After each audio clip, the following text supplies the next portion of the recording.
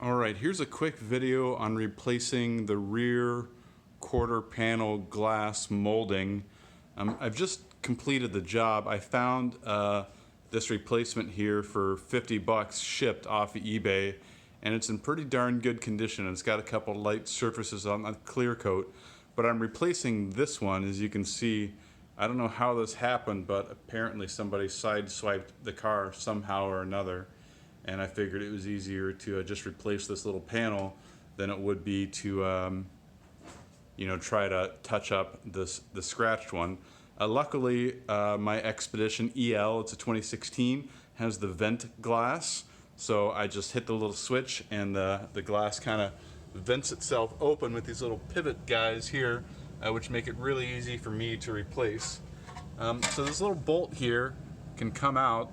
It's a Torx 27, I believe, but you could use an Allen. I think it's a 5/32 as well, if you needed to. And then that'll separate the glass, at least, and allow it to pivot on the back end. And then once it pivots on the back end, you can support the glass from above. I happen to tie a rope across the rafters in my garage, hanging down around the glass to support it. That way, when I started to pull this back a little bit, enough for me to get in here and start to pop out these rivets, the glass could be supported. Now, you can kind of see these here. There's these little rivets here.